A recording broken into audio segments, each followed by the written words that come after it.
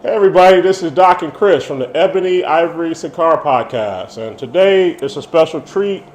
We're going to be cutting and smoking and reviewing the Davidoff Year of the Rabbit. We've actually waited this long just to be able to do this together. The studio space that we have here has been finally built out, and this is our initial podcast from the actual studio space.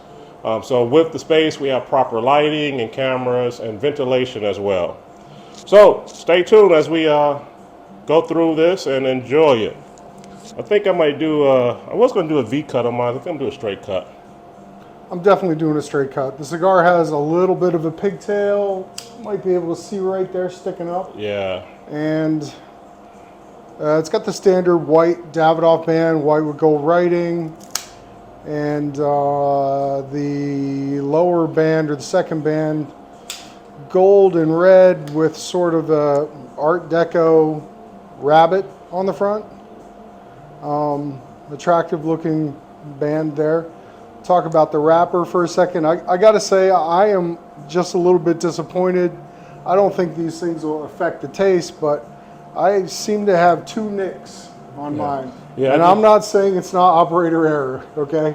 Could very well be me. Yeah, I just noticed on mine I got a little bit of a raised up. I actually put some pectin on it to hold it down. So I have this right here. Yeah, I see it. I don't know what that is. It looks like a scuff. And these came in cello, so I don't know how I could have done that. But the little bit of tear up here, I could have done when I took the cellophane off. It's very possible. So anyways, I don't think those things will affect how it tastes. And it looks like I'm going to get to taste mine before you. Yeah. I'm actually do a cold draw of mine. Yeah, so this comes in handy. This is just, I call it pectin. That's what it is. Basically, it's just, it's a seal and repair. The exact same thing they use to roll a cigar. If guys go out and look at the Cigar Tools podcast that we have out there, we go more in depth. I like to do a cold draw of mine, see what I get flavor and notes, and I compare that to Chris. Again, this is the Year of the Rabbit. That's 2022 though, right? Right. Yeah.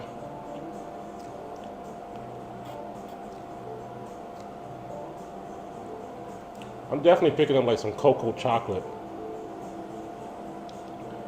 Not me. I'm picking up like strong nicotine flavor, but in a good way. I don't know, that's as best as I can describe it. Yeah, it's got a good draw to it. I mean, I did a straight cut, but when I suck on it hard, I get that chocolatey cocoa.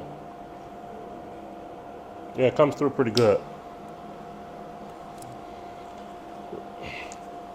So I'll be using this ST DuPont lighter to light this. It has a little nipple on it, so it shouldn't take much. You know, Chris laughed because he had this ST DuPont before I had mine.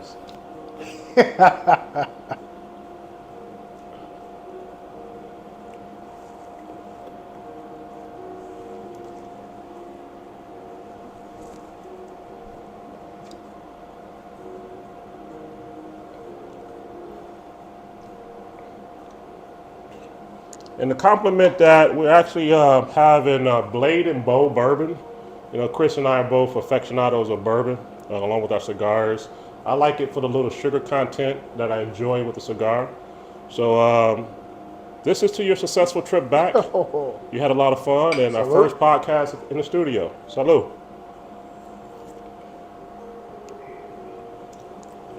So I was lucky enough to go last week to Nicaragua for the Perdomo factory tour in Esteli. And let me tell you, highly recommended. It was a lot of information about cigars and their specific way that they grow, cure, sort, ferment, roll, package, make boxes, you name it. Oh, really? Even the box making process? They have their own, yes. They are totally vertically integrated. The only thing I can say for sure that I know that they don't do are the paper inside the boxes. So they have those shelf talkers that flip out on their boxes that tell you about the cigars and the bands, and then like the inside paper. They contract print that out, and then the other thing that I don't think they do is, I don't think they actually make their own hinges. I think they buy them pre-purchased. Yeah. They're on this big roll, and they come through this machine. It's almost like a giant, like a stitching machine you would see for baseball gloves, not a little sewing machine. Comes through this thing and it punches them in. They're like staples. Got it. So those are the hinges. Right. You know, my initial reaction to the cigar is very smooth. Mild. I'm getting a little hint of earthiness to it, but very mild. What's your thoughts on it?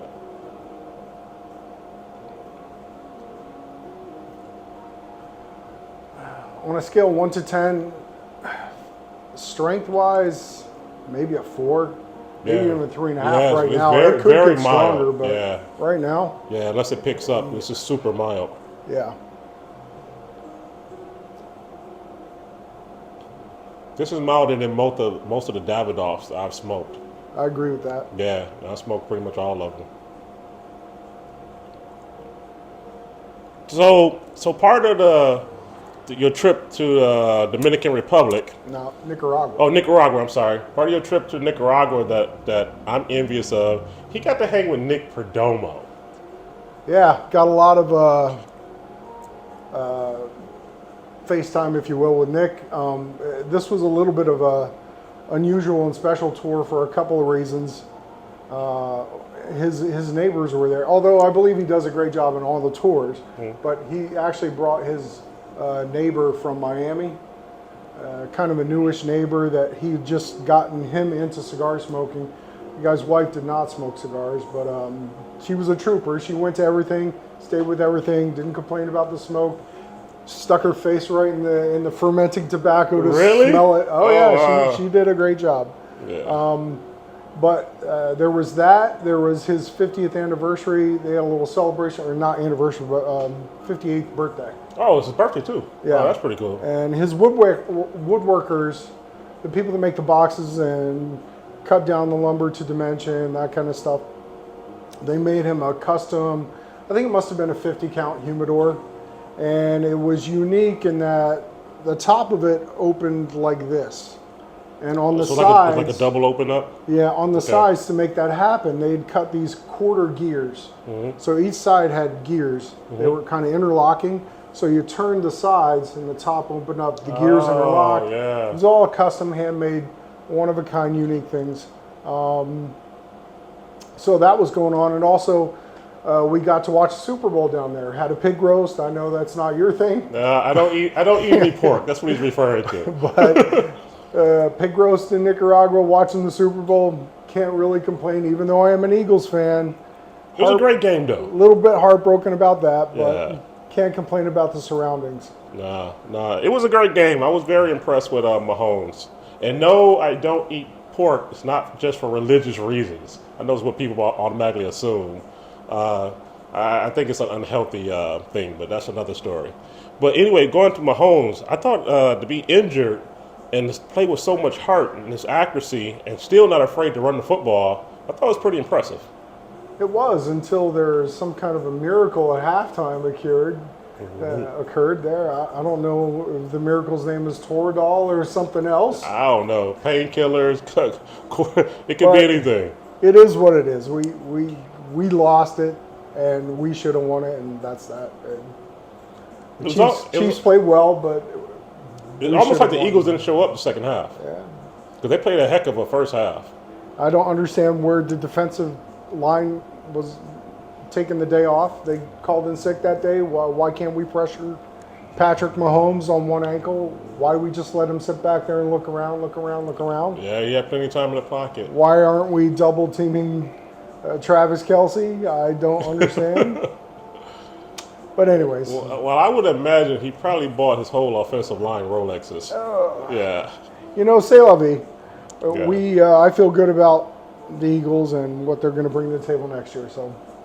Well, that's how I feel about the Detroit Lions. I'm a Lions fan. Been a Lions fan for 40 years. And I'm not a fair weather fan, so just that's because true. they've historically lost, I stayed with them.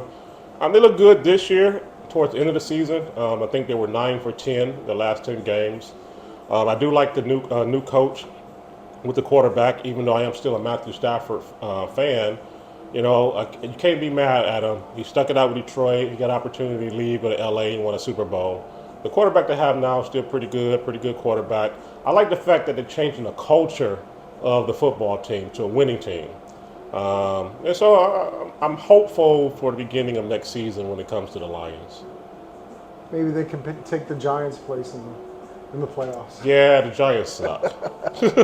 Yeah.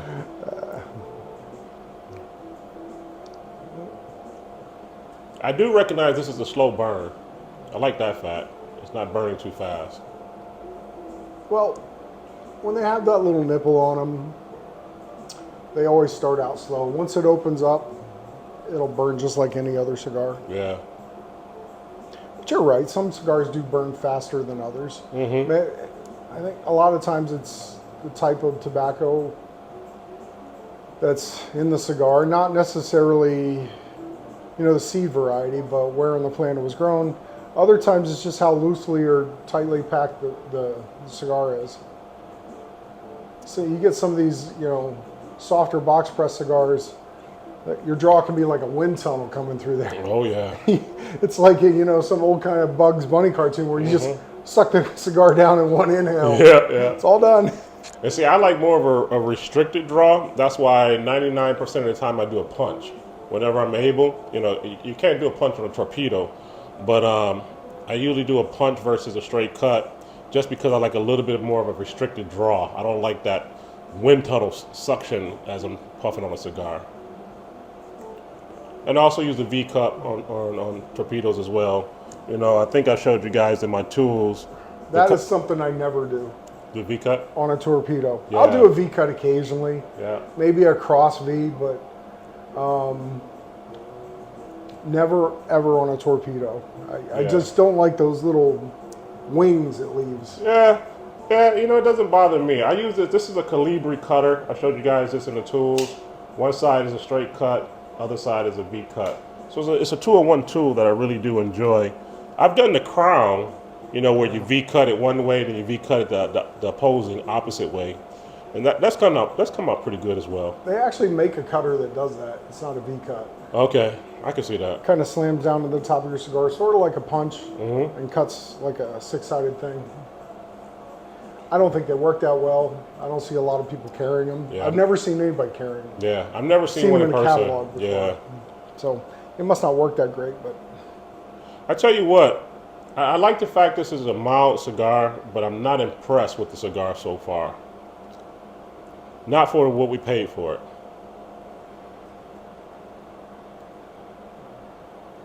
Hopefully get a little bit more complex and pick up some more notes and flavors. when Doc says what we pay for, you got to remember we live in New York. Mm-hmm. So where a lot of guys would buy these boxes of Davidoffs in a tax-free state like New Hampshire, Pennsylvania, $350, $450, whatever. We're paying upwards of $650. Yeah. So $700. So like an example, I looked it up. So this box, if you had went through Davidoff or any of those states that he's talking about, it'd have been about basically $500 for the year of the Rabbit. You get 10 cigars, $500. Up in New York, 10-count box. yeah, 10-count box. So up here in New York, that same exact 10-count box for us was $650. So we're $150 over because New York State has a 75% per stick tax. So it is what it is. I mean, we live in New York. We know that we have high taxes here. Don't mean I like it, but it is what it is. And you know, I'll tell you this. I've talked to different retailers across the state. I get to travel across the state for work, and I generally am able to find a cigar lounge. We all know that. But I talk to different retailers. I go to the kind of the same 10, 15 shops over and over all year long, and they make next to no money in New York when they sell these. Mm-hmm. They don't mark them up for their overhead. But they can. Because Exactly. Yeah, you're already at 75% of a $500 box Right. or a $50 stick. I mean, there's only so much the consumer will tolerate in the Yeah. state before they get online. Yeah. Yeah. And unfortunately, a lot of our legislators don't see it that way. That's one of the things we're going to bring to you in the future. One of the cigar lounges that Chris and I both are members that we frequent, we're going to bring one of their employees, one of the guys who does all of the back end ordering, have to put the taxes, just so we kind of understand what they have to go through. It's not that they just arbitrarily want to raise the prices of cigars in New York, is what they have to do. The state is taking literally 75% per stick, and that's not even including the sales tax. And don't forget, they take that up front. Yeah. When you bring it into New York, they want their 75%. Before they sell the cigar. Right. Yeah. And on top of that, they're still charging 7% sales tax. So really, it's a 82% tax. All that's on top of the federal S-chip tax, too. Yeah, yeah. Which, if you trace the money, for those of you who don't know, chip stands for Children's Health Insurance or Child's Health Insurance Program. None of the money from the federal tax makes it to children's health insurance. All goes into the general fund. Who knows where it goes from there? Yeah. So, Yeah, Chris and we could talk in a nauseam about politics and how basically every dollar you make, you're only receiving 5 cents of that dollar, how the other 95%, 95 cents going to taxes, both before you receive the check, your paycheck, and afterwards, just in purchasing, living, everyday expenses. I think people forget that we broke away from England because of taxes. How triple much taxation without representation Yeah. is something people got shot for back in the day. Oh, right, right. Just saying. Yeah, and a federal tax was not even part of the IRS tax code. When they did bring on the federal tax, it was supposedly a war tax that we just supposed to have under the auspices of when we're at war, and then it would go away, and then again they made it permanent. Dirty business.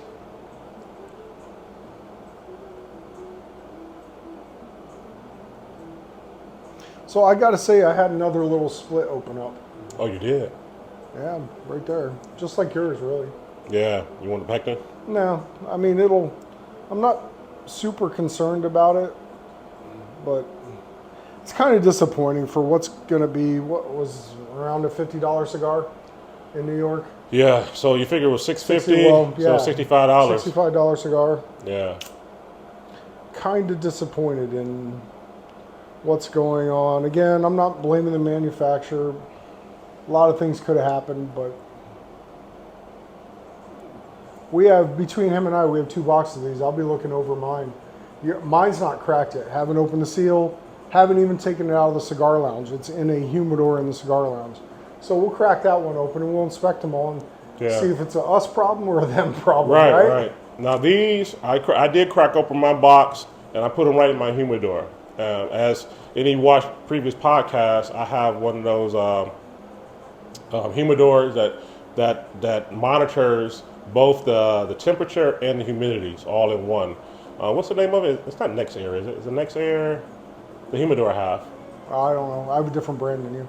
Yeah. So anyway, it's You're talking about the one that's like the electronic wine. Yeah, exactly. Winador. Yeah. Mine's got about 2,500 cigars in there right now, and it both monitors. I can set the temperature because it has both coolant as well as heat capacity for a heat pump, and I can set the humidity.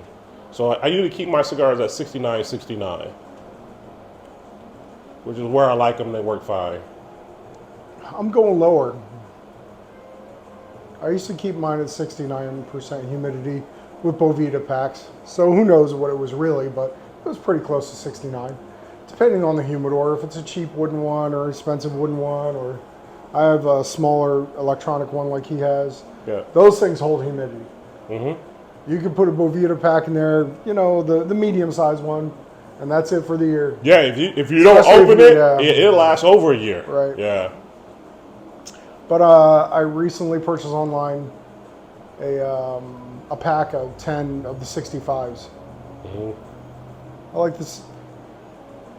They've been tasting better to me drier lately. That's all. Yeah. And again, there's no right or wrong. No, that's just whatever you preference. prefer. Yeah. You know, I always joke with Chris and tell him I have a more cultivated palate than he does.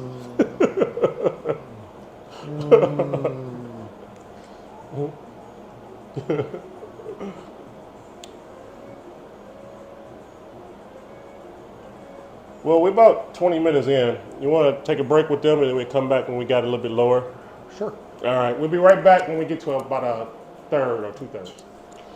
Yeah, so we're back and we're just talking about the overall appearance and everything that we're seeing on these cigars. You know, Chris was pointing out that this year the Rabbit is pretty veiny. You know, I thought the year of the Tiger was much better quality cigar than this year of the Rabbit. It does have a good burn line, I give it that. But I do see flaws in the wrapper. And we were just talking about, you know, Chris and I, we share the same favorite cigar, which is the Atabey. If you ever get a chance, pick up an Atabey. I recommend the Toro size. And you will see a perfectly, almost flawless wrapper, burn, draw, etc. It's a quality cigar that's put together. So, you know, one of the other things that, you know, we talk about, so here we talk about cigars, we talk about bourbon, we talk about motorcycles, we talk about business, finance, everything in between. You know, have you been paying attention to the markets and what's going on? You know, I've been looking at the interest rates, and I think right now your average mortgage is at 7.5% or somewhere in that rate, depending upon your credit. And that's pretty high. And I know people from the 70s, not me, that's before I was born, they talk about remembering when interest rate was 21%, 18%, Right. things of that nature. My parents had a mortgage like that in the early 80s. Yeah, right. You know, when I came along and first bought a house, I think my very first interest rate was like at 6%. I was 20, 21 years old, bought one at 6%, and shortly after that, maybe a year or two, got it reduced down to, I think 3.5% to then 3%. I did a refinance of that. So, you know, I've seen a lot of between 3%, 4.5%. So this territory of 7.5 and still climbing. You know, the Fed is still indicating that they're going to go higher. Is kind of new, uncharted waters for us who are Generation X, Generation Y, Generation Z. Yeah. What's your thoughts on it? Well, it has already tamped down the home buying market, right? Mm-hmm. So pretty soon it'll be a buyer's market. Yeah, I think there will. Unfortunately, you know, if you've seen the cycles, and I just go back to like 2008, 2009, 2010, you had people then become upside down. So individuals who had a variable loan, which means that your rate would variate depending upon what prime is. So, you know, they might have started at 3% and now they're at 7%, but their income has not increased. So that means more expenses, more dollars going out of their pocket. You're going to see them probably try to sell off their house or either give it back to the bank. True, going to be for some commercial property that's on a variable loan as well that cannot keep up with the income. Maybe they're locked in 5-year leases, so therefore they can't go and raise the interest rates. So I think it's going to be some deals. You know, I recommend to different people, you know, go into a cash position and just hold. Don't buy anything for the next 18 months unless it's just an offer that you cannot refuse. Or you can buy with cash. We're going to have a do-over on this. Maybe we'll open my box since it's never been moved. This was really kind of just falling apart here. Yeah, see, mine's not. I mean, after that one little initial at the very end of it, mine's been holding solid. I mean, I found a couple more, what I can only describe as dings in it. There's definitely nothing got you one. could have done or Yeah. I could have done to cause this. No. This had to come from the factory that way. And It's disappointing. Especially for a $65 cigar. Yeah. Yeah. Now, I've had pretty much I would say 80-85% of all Davidoff cigars, if not more. I'm only saying 85 because maybe there's some things out there I've never tried that I didn't know exist. And usually it's a good product, a good quality. This one I'm not impressed with the notes, the flavor. It's just a mild. I don't think I've changed since that 3 rating far as strength-wise. The notes or the flavor haven't changed, so it's not complex. It is a slow burn. It is an even burn. The wrapper to me does not, it feels kind of rough on a wrapper. It's not a smooth wrapper. And maybe that's why all these dings are happening. Yeah. Here. A fair number of them seem to be right around the bands. And maybe these bands are moving around a little bit in transport. I don't know, but like you said, the thing is rougher than a $65 cigar should be, the wrapper. Yeah, I mean, for Atabey, which is a $50 cigar, I would say it's 10 times better. You know what else is kind of disappointing? If you think about the Year of the Tiger and the meticulous way they treated that wrapper to get that tiger striping effect and all the stuff they did to that particular wrapper leaf, and then to come out with this, Yeah. it's kind of a letdown. Which was the previous year. I mean, I still have some of my Year of the Tiger left. I think I've only smoked 2, so I got 8 left. I have a couple left. I got 8 left. Very good cigar. No complaints about it, but this one is subpar. Beautiful packaging on that too. Absolutely.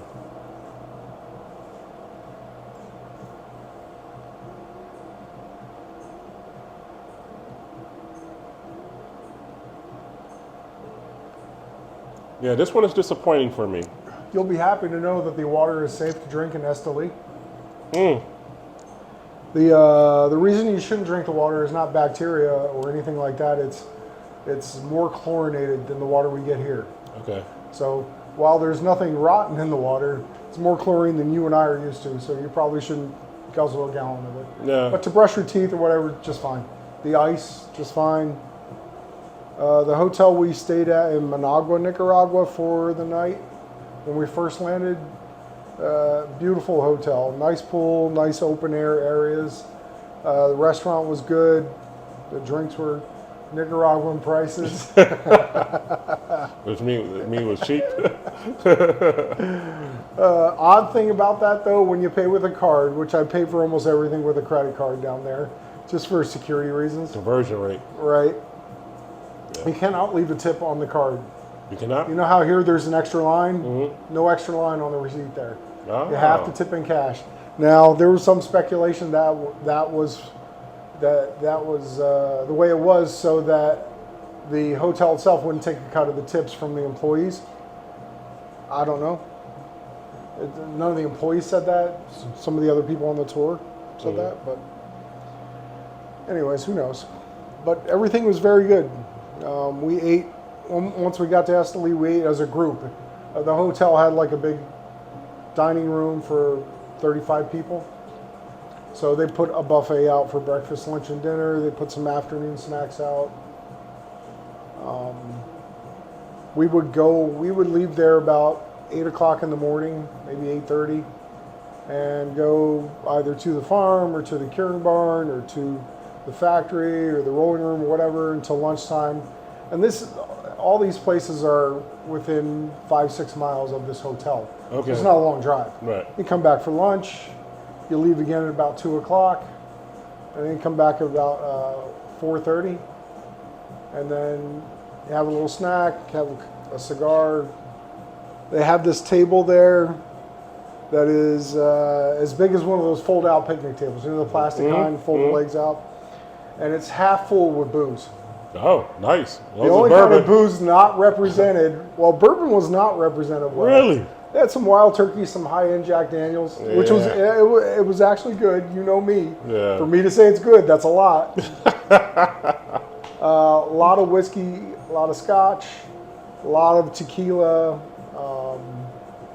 I didn't see anything like brandy or anything like that. But Probably had rum. yeah, a lot of rum. Yeah, especially. But anyways, it's all the stuff. They tell you when you get there, whatever you want to drink, buy the duty-free shop. Okay. When you first land. Then that way you'll have it when you get out to this little Esteli, the little town out there. Because you're not going into town to buy it, trust me. No. You want to stay near the hotel. Yeah, the hotel was walled in. I felt safe at all times. I would be honest with you. I saw a lot of guns, but I never felt threatened or anything like that, anything close to it. But anyways, there's this big table there. So people would buy stuff at duty free. You open it, well, that's it. You can't bring it home. Leave it there on the table. Yeah. So unless you're drinking wine, I wouldn't go too heavy at the duty free. Because you can pretty much get everything you want there. Buy yourself a bottle. Yeah. Don't go crazy. I left a bottle of Rowe and Company, moderately priced Irish whiskey.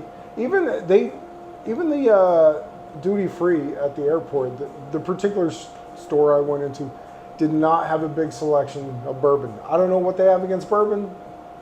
Plenty of whiskey, plenty of scotch, plenty of rum. Well, plenty of gin. Your bourbon is usually coming from America. Maybe it's hard for them to get it from there. I don't know. Could be. Kentucky. What do you think about this Blade and Bow? I've had Blade and Bow before. I enjoyed it. Yes, I think it's a pretty good bourbon. Very mild, mellow. It goes. I think it pairs nice with this mellow cigar. What's a lot of vanilla in that. Yeah. In that bourbon. Yeah, which I like it. You know, what is wrong with the cigar is that we expect a lot more for a $65 price tag. You know, if this cigar was $14, $20, I wouldn't have no complaints. Right. But if I'm paying $65, even without the New York State tax, let's say I paid $50, I just expect a lot more. For that $50 price tag, there's too many other options I would go to. Atabey is one I named.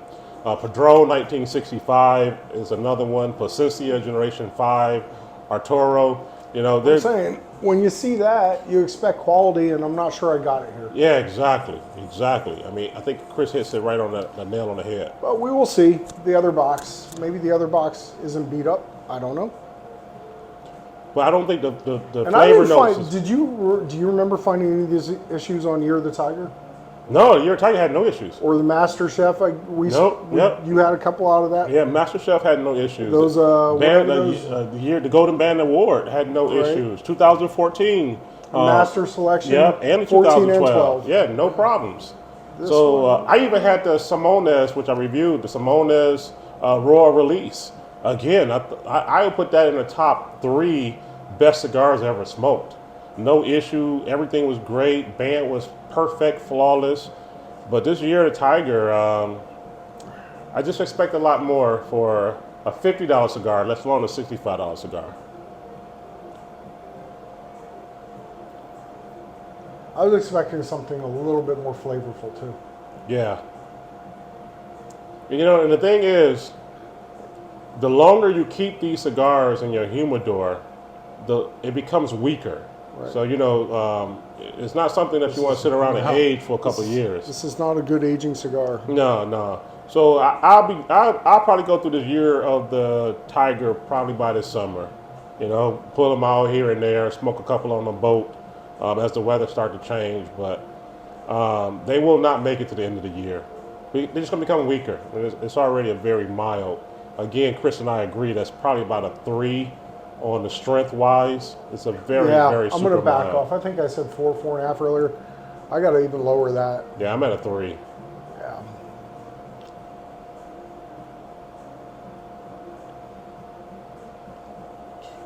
Now the flavor it does have it's pleasant. Yes. Don't get me wrong. Yeah. It's just I want more of it. Yes. Especially for the flavor, price. I want more. Yeah. And somebody gives you a half a piece of gum. I want the whole piece of gum. Right. I want all the flavor. Yeah. And again, we compare, especially at that price point. Yeah. You know, if it was a $14 cigar, I think it'd be the best cigar for $14. But not for $65, not for $50 if you're in a different state.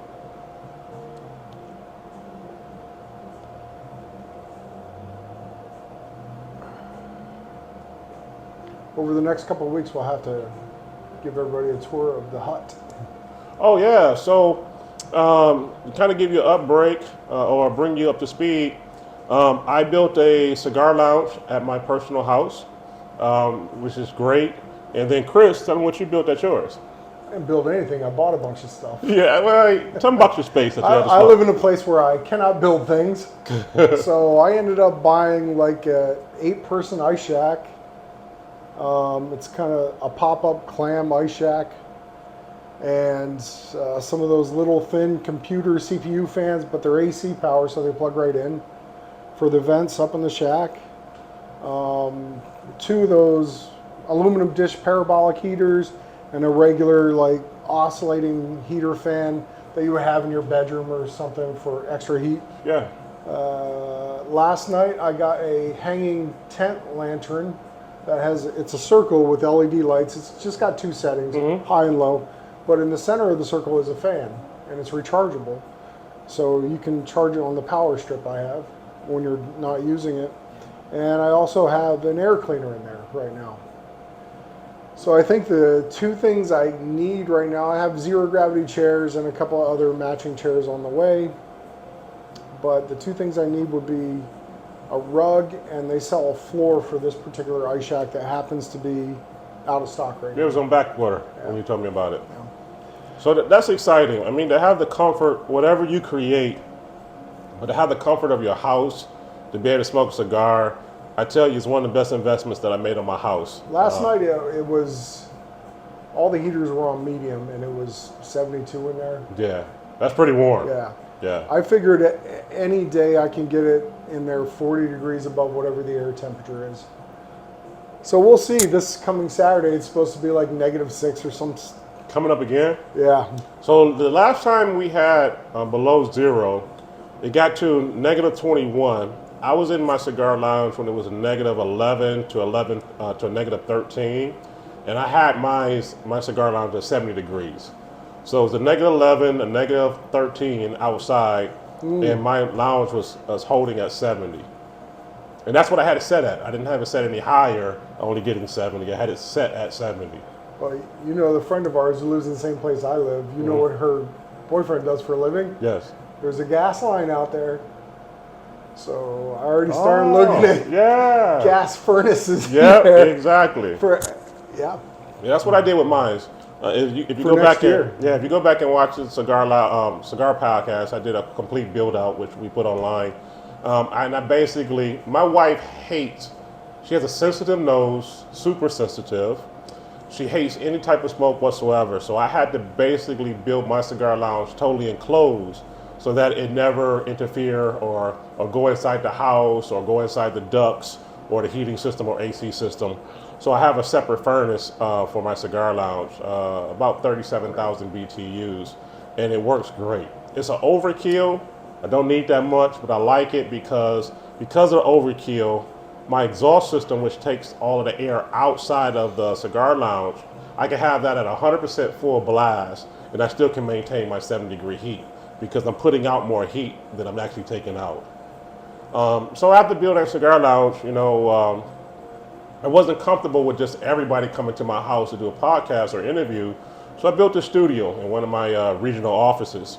And so here we have a nice area. We have a fan that pulls the cigar smoke up. We have an exhaust fan that exhausts to the exterior outside. And we also have, I've fallen in love with that Rabbit A3. It cleans the air. If you think it's going to get rid of smoke, it does not. That's not what it's for. It's for cleaning the air after you have completely exhausted out of all of the cigar smoke outside of the building. And it was working great. It doesn't smell smoky here to you at all. There's both of us smoking. As you can see, our eyes are not turning red. We're not dry eyes, and we don't even have a cigar smoke. I can literally leave here and go to another meeting and won't smell like smoke.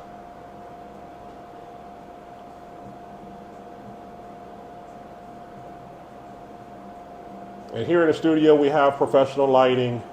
We did the backdrop. We have bourbon. We have an ice maker.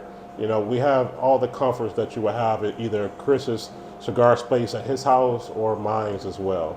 So it works out great. I feel totally comfortable with doing more podcasts here, or even if we were doing an interview, with someone else as a guest. So Chris and I wanted to try it out first after it being built out to see how it works. And I think it's a good space, very comfortable. These chairs are handmade Italian leather, and they're super comfortable. You don't have the foot kick out ottoman, but I think it's still comfortable for an hour, 2 hours. I gotta tell you, we're not prepared to do ratings today. I'm not, at least, but I have more of these, so I'll smoke more of these, and we'll see how it goes. But conditionally right now, I wouldn't buy it again. No, I wouldn't buy. I think it's a 3 on the strength, and my rating would be a 3. There are plenty of other cigars I can spend 50 or 60 bucks on. Absolutely. That I enjoy more. Yeah. So I usually give, Chris is a little bit more technical. He has more experience with cigars than I do. I have more experience with the bourbons, so that's why we're a good team. If on my rating, I usually give a 0 to 10 rating. 0 being the horrible, 10 being the best, and I would rate this as a 3. I wouldn't rate it no higher. I wouldn't go that far. Yeah, it's a 3 to me. I smoked plenty of cigars that were worse than this. Yeah, so have I. But I'm also those thinking, cigars I could buy like 10 of them for the price of one of these. So part of my reasoning for the 3 rating is the band is rough. The wrapper is rough. It has some imperfections on the wrapper. It's a solid mild cigar, no stronger than 3. I would expect a little bit more flavor, a little bit more nuances. And then secondly, the price. For $65, there's at least 12 cigars that I would go to before I pay $65 for the cigar. At least 12. And that's why I give it a rating of a 3. I would never ever buy the cigar again. After I go through my box, I'll never buy another one. I gotta tell you, I'm a little bit further along than you. And we'll see after you get about another half an inch if you get a flavor change. You're starting to get one? Yeah. And maybe a little increase in strength. Yeah.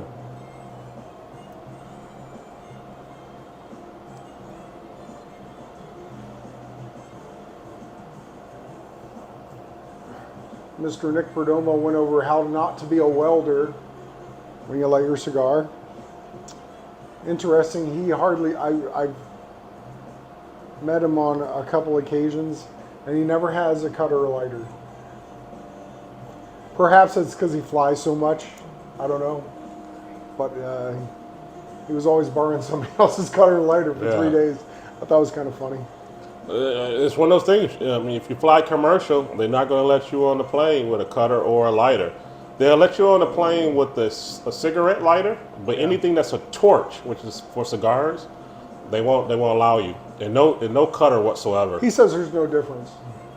Soft flame or a torch. Except the soft flame, obviously it doesn't work in wind. But as far as flavor goes, no difference. And it takes you longer to light your cigar, especially if it's a bigger cigar. Is there a difference between a cigar soft flame versus your big cigarette lighter? I don't know, but several people had the Bics and he used them. Oh, wow. I have never personally used a cigarette lighter on a cigar. I just always thought it was taboo.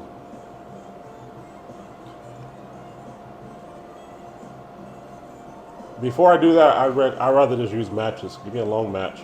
I had my grandfather's Zippo that I think the Elks gave to him when he exited the Merchant Marines after his service during World War II. Uh-huh. I had the original insides to it, but I changed it out for one of those inserts with a torch. I use that on occasion. And then I think I showed you that Lion I have. Yes, that was a the pretty soft nice flame one. on it. Yeah, that's a pretty nice one.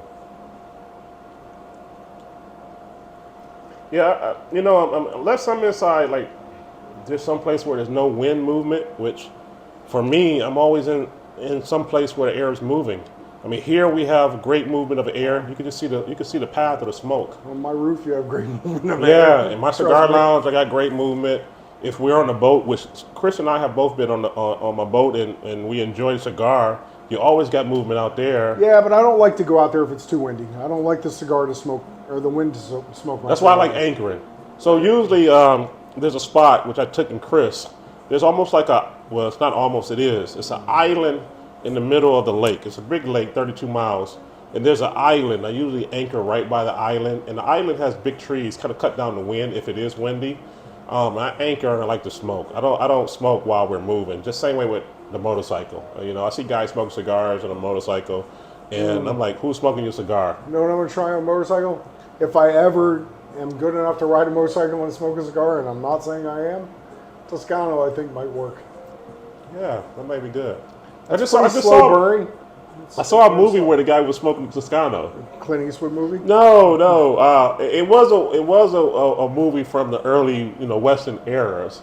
But yeah, the guy was smoking Toscano. I actually enjoy Toscano. It reminds me of a beef jerky. I had one last night. Yeah. It's a good I lit cigar. it up. Lori goes, "Did somebody drop ash on the paper, on the band in there? Is it burning?" I said, "Why? Do you smell something different?" And I asked her, "Is it this Toscano?" I let her smell them. No, it's okay. Then 10 minutes later, yeah, I think it's a Toscano. Yeah. Tobacco's fire cured. Yeah. Smoked. Fire curl smoke. I like things that are different, right? It's not something I smoke every day, No, but every once in a while. Like once or twice a month. Yeah. It's got a totally different flavor. And I know they make regular cigars, like Kentucky Fire Cured, they treat the tobacco in a similar way as the people at Toscano, but things like that Kentucky Fire Cured are overwhelming in the campfire flavor. And the Toscano has, and we're not smoking the flavored ones, by the way. No, yeah. It's just got a nice little hint of it. They're great to keep in your car, too. You don't have to humidify them. Cut them in half, which we've done on A very first Toscano. He had one, he cut it in half and gave me one. Yeah. And you can smoke either end. He gave me the bigger one, though. He wasn't sure if he'd like it. Exactly. I didn't want to waste a good cigar if I didn't like it. But I think it's a great cigar. I put it in that great category. I really like it. Again, not an everyday cigar, but sometimes I like to break up the monotony. Yeah, sometimes you want something a little different. Yeah, sometimes for me, I smoke a lot of Davidoff. I smoke a lot of Atabays. I smoke a lot of Padrones, and sometimes you just want something different. So I start digging through my humidor to find something that I haven't smoked in a long time. I might pull out an Oscar Leaf or Arthur Fuente or a nub. I actually like the nub triple roast or Tobacco Special. I like nubs, not that one. Yeah. But every once in a while, you just want to break up the monotony, especially, Chris and I both smoke cigars every day. He smokes more than I do, but we do smoke a cigar at least every single day.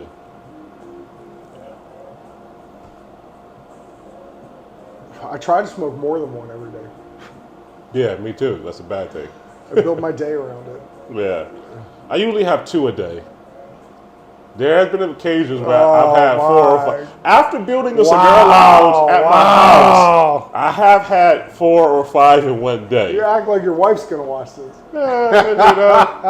On a normal basis, I smoke 2 a day. Yeah, normal basis, I smoke 2 a day. And my wife doesn't hound me about how many cigars I smoke. No, she doesn't. Yeah, not at all. yeah. Long as she doesn't have to smell it, which is great. So And generally, I mean, like half the cigars I smoke will just be either talking with people or listening, because I'm not much of a talker, I'm more of a listener, or just listen to a book on tape by myself. And then maybe half the cigars I smoke during the day, I'm actually working. Yeah. So I work from home a lot, so I can work from a cigar lounge or I can work from my little setup up there, but I'm working. Yeah, and usually when I say 4 or 5, so my normal cigar is a Toro. I like the Toro size. But on the days or occasions where I smoke many, I smoke a smaller size, like the little A. I mean, what would you call that size? That's almost a Corona. Yeah, so Corona, the Escurio that I smoke, which is, what's that size? It's like a petite. I don't smoke that cigar. Yeah, but those are smaller cigars, so I would say 2 of them equal the size of 1 Toro. Yeah. I just happen to navigate towards the Toro. Although that little A, that's amazing cigar. Amazing that cigar. That can go for an hour. Yeah. It's crazy. It's a little, look it up, it's made by McAuliffe. It's called Little A. They have a big A, but they also have a little A. And they're coming out with a Robusto size. I think it's been released in some shops. Our local shops don't have it yet. So this is me. Once I find a size that I like, say it's first time I smoked a cigar, I really like it, 99.11% of the time I would never change the size. So once I find something I like, I just get the same cigar in the same size, and I don't venture too far away from that. I made the mistake of, I told you guys that Atabey is my favorite cigar in the Toro size. They don't call it Toro, but it's a 652 ring gauge. They also make a Churchill. So I bought a box of the Churchills because they was out of the Toro, and then later on they sent me a Toro. So I have the Toro in the Churchill, and the Churchill to me is just too much. Same cigar, but it's longer, it's a little bit fatter. I definitely prefer the Toro over the Churchill. So I think the size of cigar does influence the taste and the strength that you pull from the cigar. You getting any of that flavor change I asked you about? Yeah. Not for me, still holding the same. And I'm down to the last third.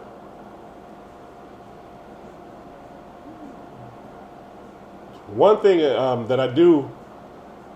things that I do judge on a cigar is whether or not it starts to burn hot as it gets smaller. This one has not started to burn hot. It's the same burn temperature emphasis as it was when it was bigger. Mine have not gotten any hotter. One thing I like about the Atabeys is it's a slow, cool smoking cigar from the beginning all the way to the end. And both Chris and I even have a cigar tool that we use to get the maximization out of the cigar as it gets smaller. I don't pull that out for every cigar. No, because some of them I'm ready to get rid of. Yeah.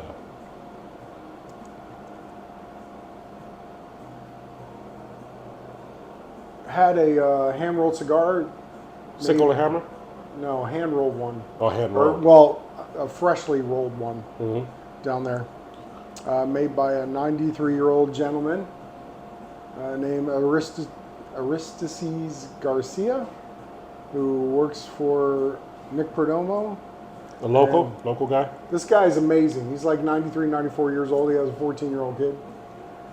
Wow. Yeah, and a 34-year-old girlfriend. Wow. So we'll leave it there on that subject, but... I don't know if they get, know, what's the name of the little pill? Viagra? Yeah, I don't know if they get Viagra in Nicaragua. I don't know, man. It must be all natural. God bless. Good diet, good exercise. Good on you, bro. Yeah. 93-year-old with a 13-year-old?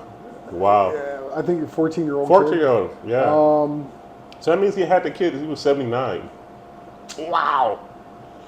And how old is his girlfriend? Well, I don't know if that's this kid's mother, but she's 34. But maybe he's inspired.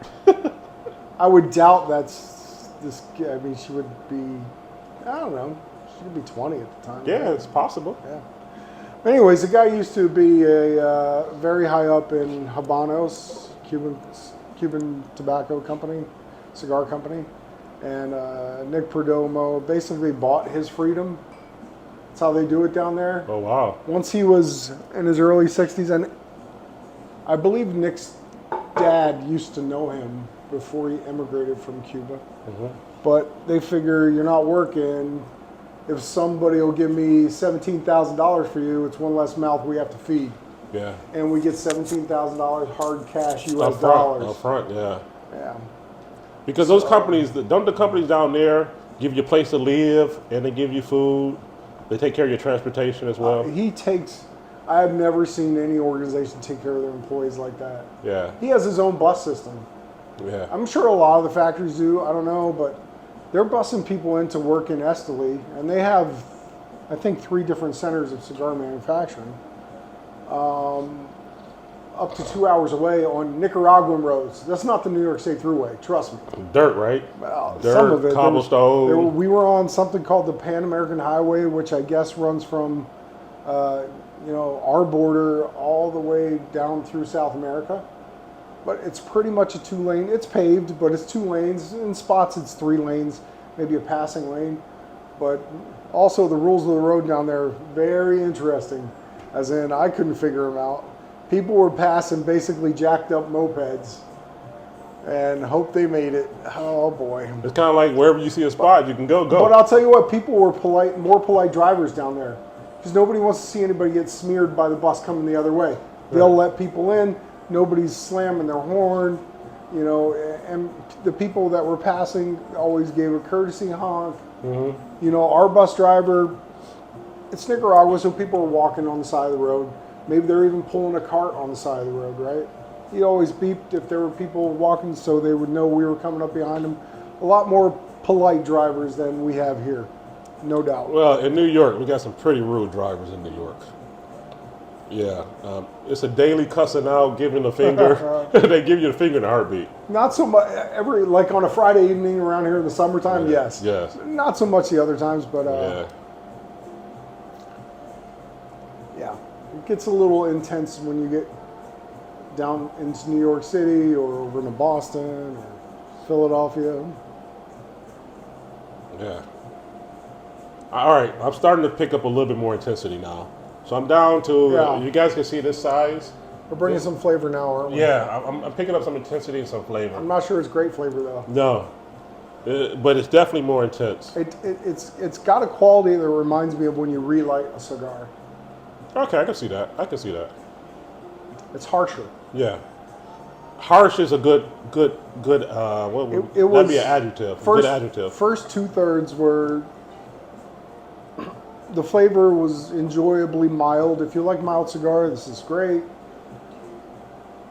Now, we had our other issues with these two particular cigars, but... Only mine was only at the beginning. I haven't had any issue with the wrapper since then. But then this last third... It's harsh. It reminded me of the Davidoff Anniversario Double R. I only like the first third of that cigar, and then it gets a little bit more harsher. I didn't like it. The last third is horrible. I tossed it out. And that was a pretty expensive cigar as well. So that's, they put those flavor transitions in there. Yeah. With the tips of the tobacco leaves, right where they place them in different spots. Nick told me, were you with me the other day? I had that cigar. I can't remember what cigar. It doesn't really matter, but I was smoking it, and about 1.5 inches below the burn line, this perfect circle opened up in the wrapper and burned right through. Yeah, I saw that. I showed you. It was a perfect circle. Well, I thought when we were going through the tour, they're using, they're sorting binders from wrappers, binders of wrappers. And any leaf that has a hole in it, well, we can put that over in the binder pile, not in the wrapper pile. I said, well, when you're doing that, Nick, is that hole, you see that little hole in the binder, is that what allows the filler to burn through there and burn out the wrapper? Not at all. And I'll tell you why I know he was telling the truth, and it wasn't just the hole in the binder.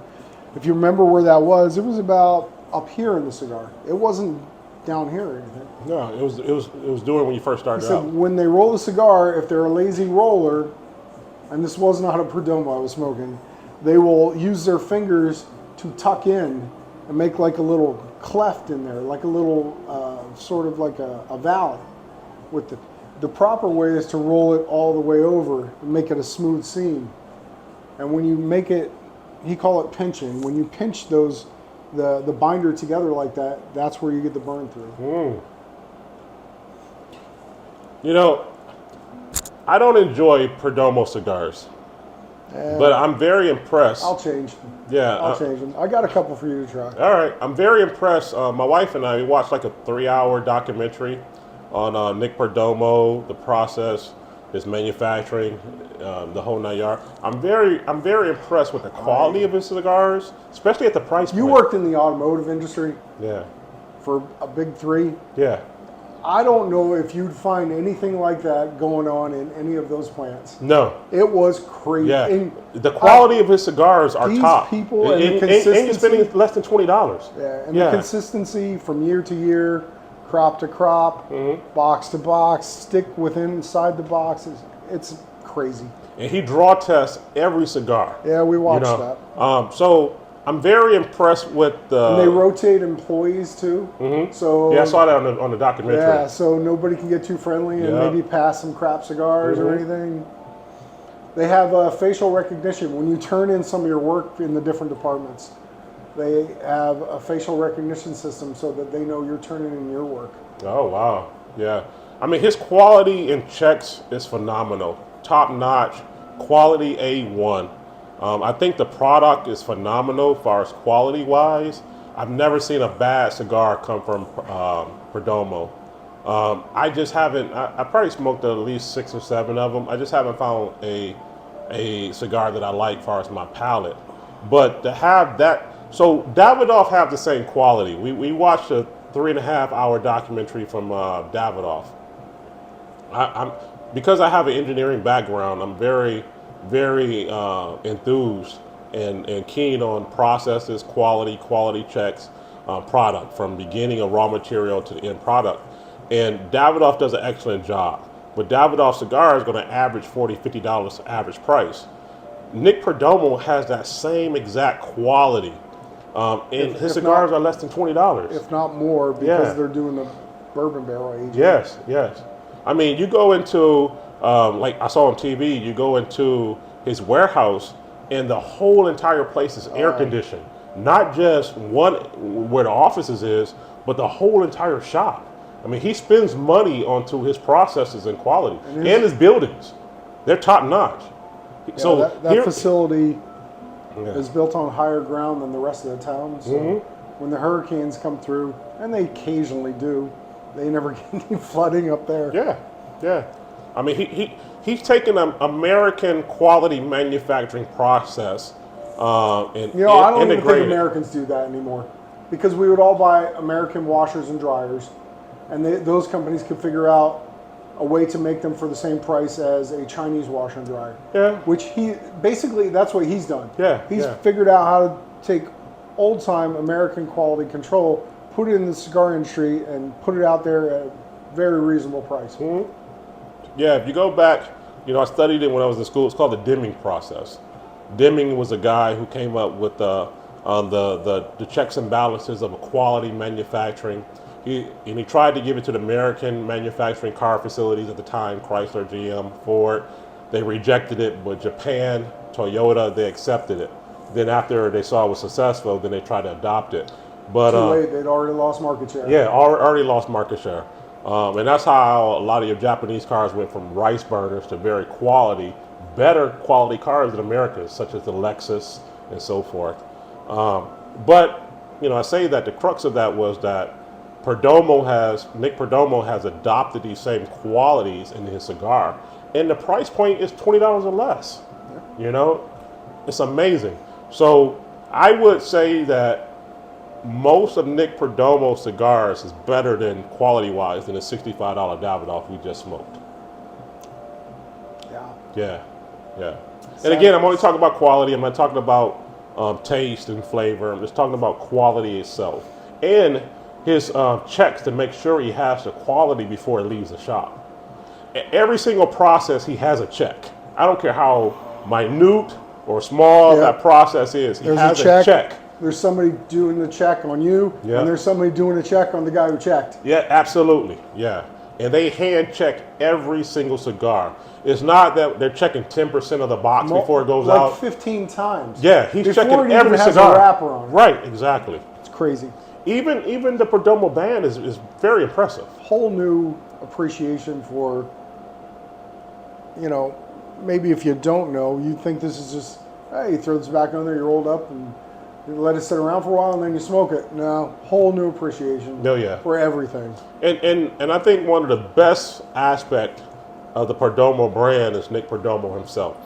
So his father, started the cigars, making cigars, the whole 9 yard. And it was just a little business. Nick Perdomo has turned into a multi-million-dollar company. Nick Perdomo is a multi-millionaire himself, and he's the most down-to-earth guy that I've ever seen. I don't know if it's true or not, but he said he's got $100 million worth of inventory right now. Well, I can in believe various stages of development, aging. And he's no different than Chris and I. Very down to earth. He's a really nice guy. Yeah, he's and not his wife pretentious. Is very nice. Yeah, I haven't seen that much about his wife. I did see his wife, like a picture, and then of course his mom still works at the company. But Nick Perdomo, not pretentious, not poppycock, not arrogant.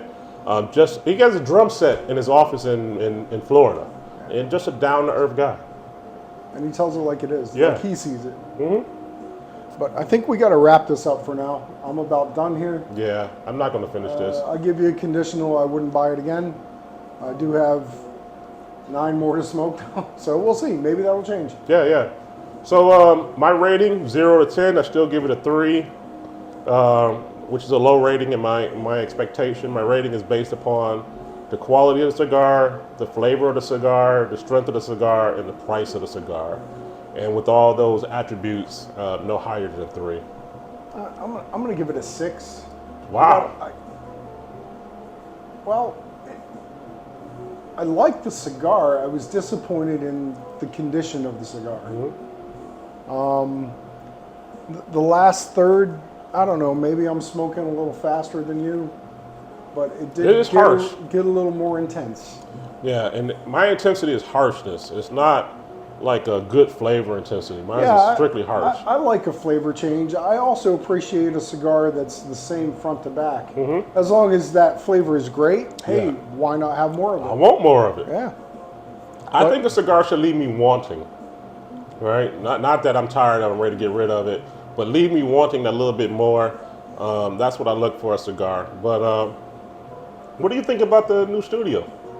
New studio's looking really good.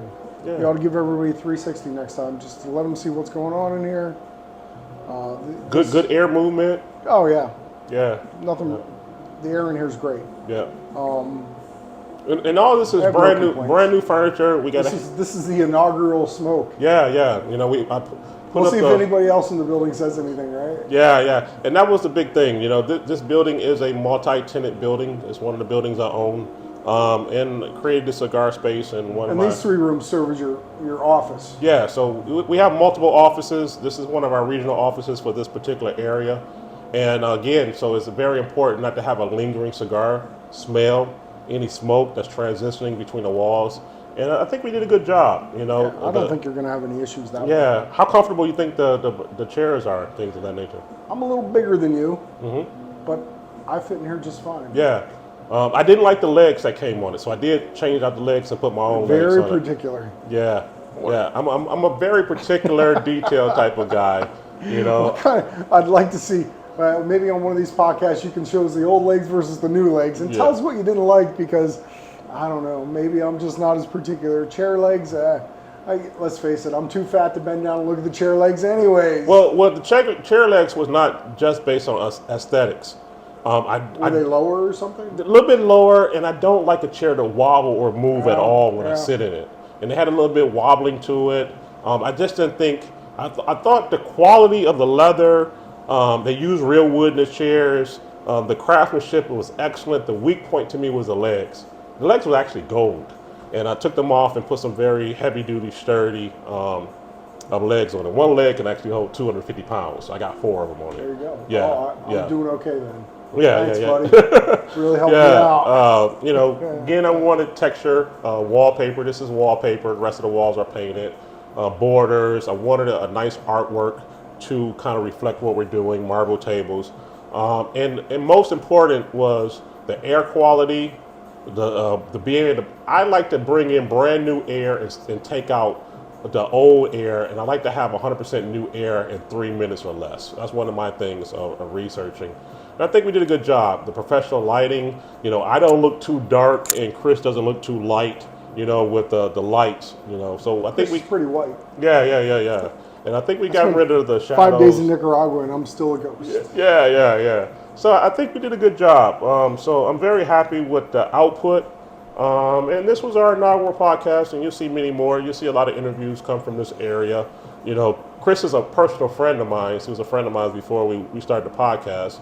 So Chris and I, we probably might do a podcast from the cigar lounge and also his hut, so you can see the difference between the two. The one I did with Kathy was actually my cigar lounge, if you go back and look at those podcasts. And then we'll do the one that Chris and I do a podcast at his hut, just to see what's possible, what you're able to do given the space that you have. But anyway, we're going to wrap this up. This is Doc and Chris from your Ebony Ivory Cigar Podcast. We want to thank you for tuning in. Please do us a favor and subscribe to the channel, leave us any comments. We read all comments and we respond. This is a brand new channel, and we look to get it up and running. And our podcast is doing pretty good. Most of them have over 1,000 views on them so far, and many, many likes. Till the next time, we hope to see you around. Take care. Have a great day.